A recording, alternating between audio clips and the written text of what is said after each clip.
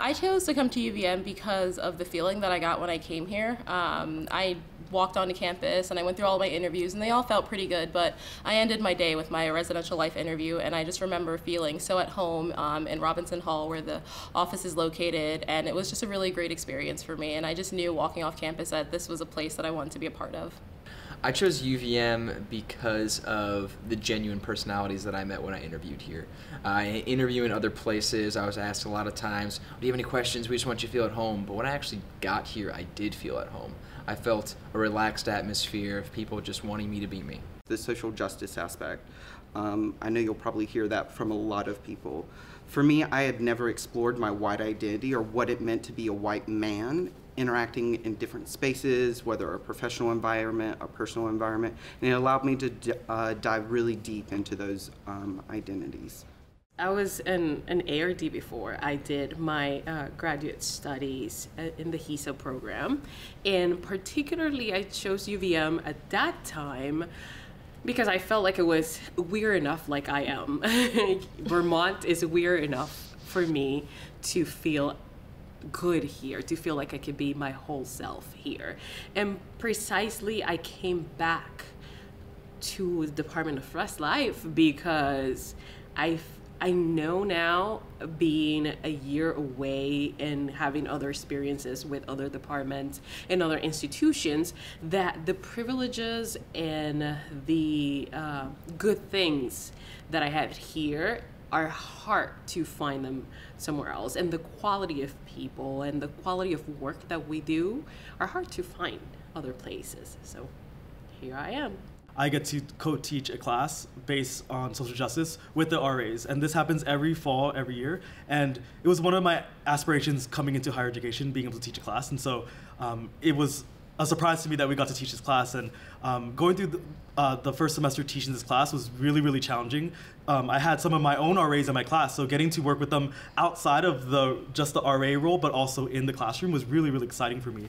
And a surprise because I didn't expect it coming into the job. So I think it was something that was really, really fulfilling, and I got to see a lot of students grow within that one semester of just the one course. I think the best part is still the people and the culture of the department. So I don't need to be on my A game all the time. I can show up as a miserable person for one day and then super excited the next. I don't need to put on a facade to be myself. I can literally just be myself.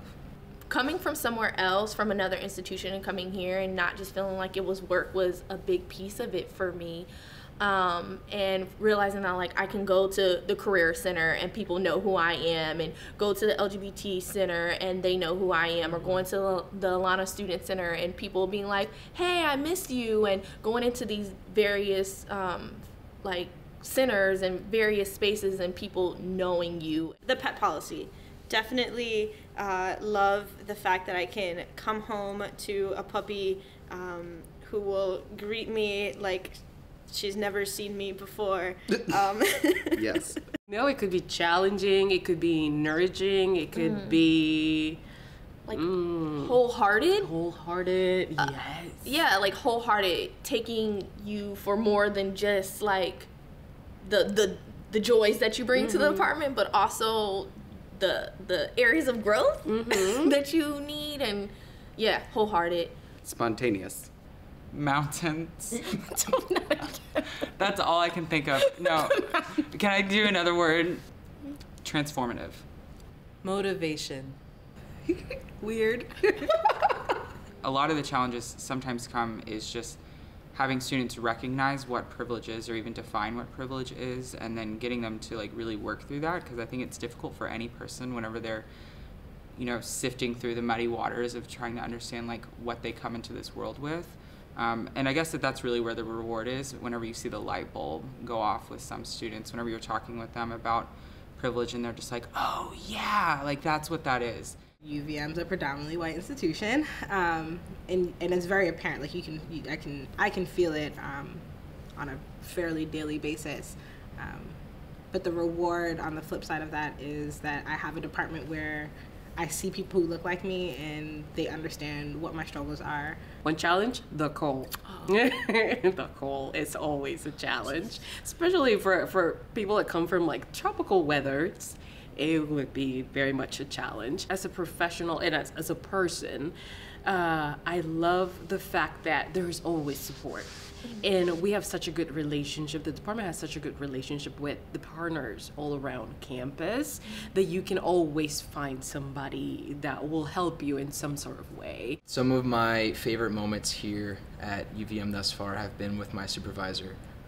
She challenges me, and then she challenges me, and then she supports me. I'd have to say that my relationship with my supervisor has been very process oriented, so I get that time to really talk about what's happening, like how is it happening, how is the different styles of student leadership coming up for the group. I think just being able to really challenge myself and also be supported by my supervisor in different situations has been really helpful. I really enjoy the fact that I get to supervise a graduate student, and so there's a residence director and there's an assistant residence director, and the two of us really are the people who lead our complex. And I think that our relationship from the beginning has been foundationally has been based on trust, and I think that for me, a challenge is to delegate, and I think that we delegate in terms of who we supervise, in terms of resident advisors, when we do programming, when we do anything, we really talk and communicate. So the ARD-RD relationship, specifically for me, has been one of the really most rewarding parts of my job. I think, I view it as a partnership, as a team. And it's the one person or the two people, depending upon if you have one grad or two grads, that gets it completely and utterly because they're in it with you. You're working together. You're closing the door to the office and just staring at them and not even saying anything, but just laughing or sometimes crying or just sitting in silence sometimes. I mean, if you're a foodie, come to Burlington. There's just so much food. There's just so much food. For me, I think my favorite part about Burlington is definitely the food. The food. Oh my gosh. The food is so good. I love apple picking. She went once. But it was so impactful. And it's one of the things that I really do appreciate about just being in Vermont, specifically in Burlington. It's just beautiful. The snow, the outdoors, and I really enjoy going to the breweries. First of all, it's beautiful. I'm from Bronx, New York. Tons of buildings. Occasionally you might see the sky if it's not a zillion lights on. So coming here where I can look up and be guaranteed to see the stars, where I can see the sunrise and sunset. The summer. Indeed. I mean, it's beautiful, right? Yes. I've never been to a place where, the mountains are surrounding you and you look out of your window and the sun is coming up. And I mean, sunsets were my jam. Yes. All summer and getting a creamy and just watching the sunset. I wanted to find a church where it was open and affirming for me as a queer man. And so I was really lucky to find that in the community, in the Burlington community. So I go to a church downtown that I'm now going through confirmation classes with, and I'm joining the choir. For me, I like to volunteer my time in fraternity and sorority life, and I think that gives me a different set of interactions with students. Keeping in touch with my family, I think I've really been intentional about being on FaceTime, giving that time to really connect with my family members back home in California, because transition of being far away from home has been a little challenging at times. We're in New England, so everything's pretty close, and so I still love to go to Boston or to New York and just to spend a weekend away. ResLife has been fully supportive of my professional development. They were able to help sponsor me to a conference last fall and a conference next spring or this summer. They are constantly thinking about my future and my development. First is the professional development series that's built into our ResLife meetings, whether that's talking about ageism to professionalism to anything along the spectrum, but it's social justice focused. Another is I was very fortunate to go to my first regional conference for NASPA. We're in NASPA Region 1.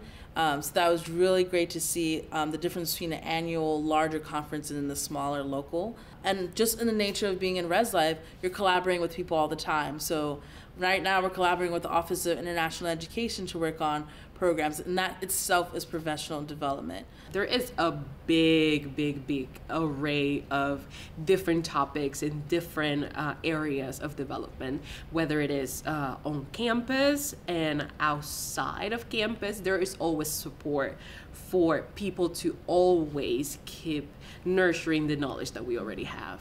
Do you be you? Be yourself. Take a deep breath in, take a deep breath out. Take a deep breath and be yourself. Relax and be yourself. You know, be reflective and really think about, you know, where you've been and what you've done and, you know, what you want to offer UVM.